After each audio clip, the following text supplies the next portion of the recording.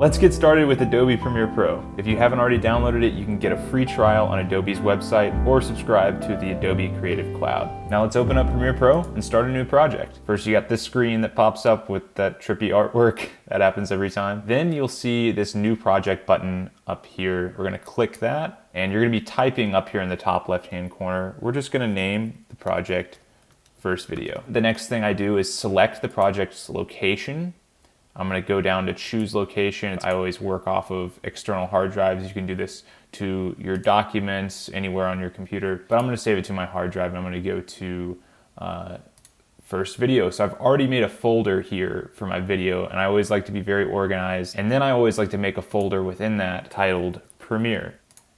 And then I'll click this choose button and then down in the bottom right-hand corner, click create. Boom, now we've created our new project. Now here's how to set up your workspace. There's different workspace layouts, but to get started, we're gonna go with the editing layout. So click Window, Workspaces, and let's make sure that we have editing selected. All of these different boxes here are windows, and you can resize them by clicking in these little lines between the windows. If I click over here in the timeline window, and I click at the very top of it, I can move this around. As you see, it's highlighting in blue where it's gonna snap to when I let go. So I'm holding down my mouse when I let go, boom, now it's changed over here. And I can do that with any window.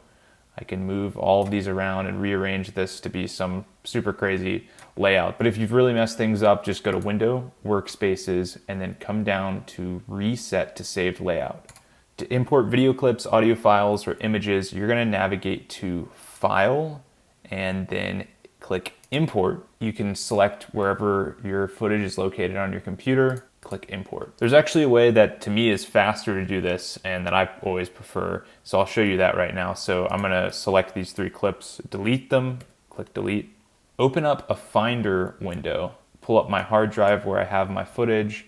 I'm gonna navigate to my folder and I see I've already labeled this nice and neatly. I've got a footage folder here. Click the top clip and then I hold down Shift, click the bottom to grab all three, and then I drag them over into Premiere and just let go. Boom, and now they're in. So it's just drag and drop. And that's what I like to do, but I just wanted you to see that in Adobe Premiere Pro, there's often multiple ways to achieve the same action. Now this interface may seem overwhelming at first, but it can be easily broken down into a few key elements. There's the project panel where you import and access your footage. There's the timeline panel where you arrange and edit your clips to create your video. There's the program monitor, which displays your edited video in real time, and the source monitor, which allows you to preview and trim your raw footage before adding it to the timeline. We'll actually use the source monitor in a second, but before we start editing, we need to create a sequence. A sequence is where you assemble your video clips and apply edits. So to create a new sequence, I'm gonna come to the project window here and go to the bottom right of the project window to click this little, looks like a new sticky note. And this is gonna pull up this little list here and we're gonna click sequence at the top.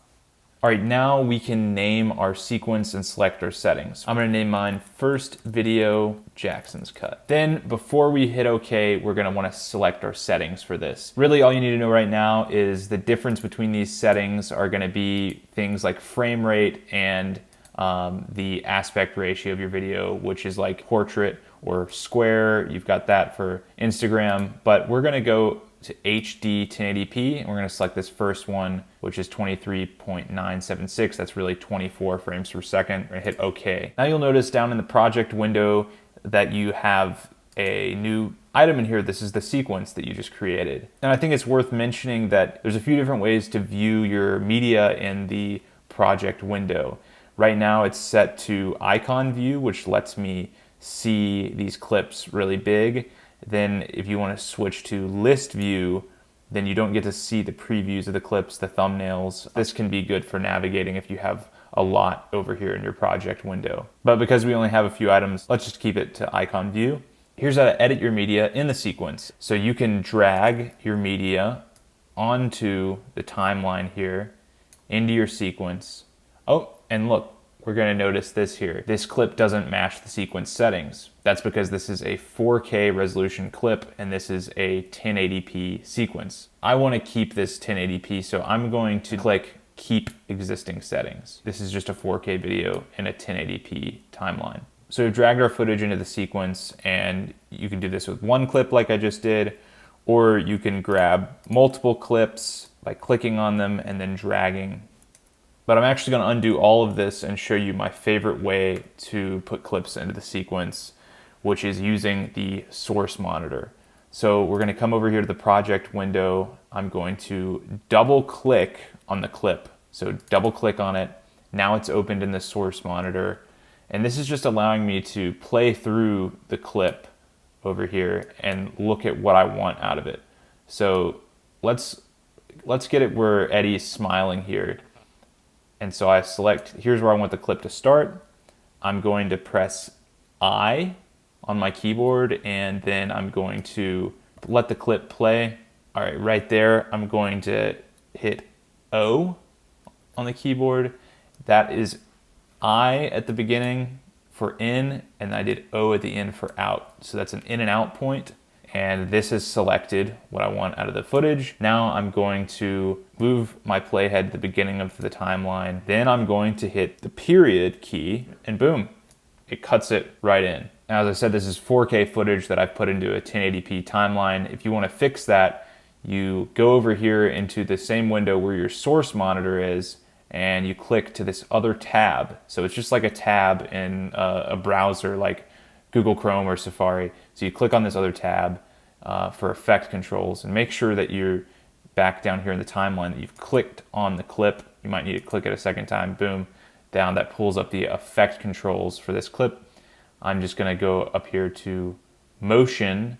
Under motion, there's scale, and I'm going to scale this down 50%. Now our clip looks good, and I click back into the timeline and those effect controls go away. So now that your footage is in the sequence, you can start editing it. All right, so let's say we want to trim the beginning and end of this clip. To do this, you're going to position your cursor over the edge of the clip until it turns into this red bracket symbol. If it's not this red bracket, then you might not have the selection tool selected. So you're going to want to press V on your keyboard just to make sure that you're using the selection tool. Now we're going to click and drag to trim the clip. Now you'll notice it only trimmed the video here and the audio layers didn't trim with it. So let me show you why that is. In the top left corner of our timeline, there's this icon for linked selection. Right now it's white, that means it's not in effect. So we're going to click it so it's blue. When I shorten this clip, all of the things move together. Now, if I wanted to bring this back, I would have to unlink the selection, move it back, then click link selection again. Now I can trim the clip. All right, so let's make a cut in the middle of this clip. We're gonna move the playhead. I'm clicking on it here and dragging it back and forth. We're gonna move it to the point where we wanna make the cut. Make sure we have our selection tool. Like I said, press V on your keyboard. Make sure that we've clicked on the clip and it's all highlighted in white here. Then we're gonna press C on the keyboard for the razor tool. And you just hover right over the playhead and click. Boom, you've made a cut. Nice. If we want to take out a whole chunk of footage, I'll move the playhead down a little bit more. Press C, click. Now, as you see, this footage here is selected. If it's not selected, you can always click on it by pressing V with the selection tool and then clicking, and then delete. There's going to be this black space here, and to close that up, we're going to click in the black space. It's going to light up white. Press delete again, and now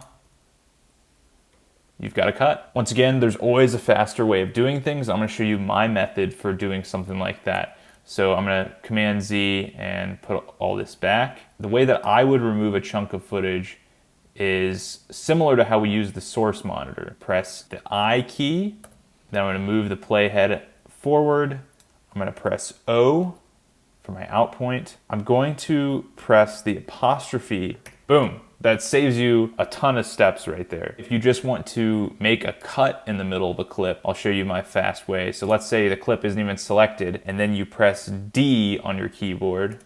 That selects the clip. Then you press Command K, and that adds a cut. Let's say we want this chunk that's selected right here taken out. I'll press delete, press D, and then I'll press delete again. And now you can call yourself an editor, but editing is all about efficiency. So to make sure that you're as efficient as possible, it's nice to be able to quickly reference everything that we learned in this video while you're editing. You can download this PDF for free by clicking the link in the description. I personally find it super helpful to have printed out on my desk for easy reference when I'm trying to fly through an edit to beat a deadline. If you have any questions about editing or Premiere Pro, be sure to let me know in the comments, and I'll see you next time. Have a happy day, my friend.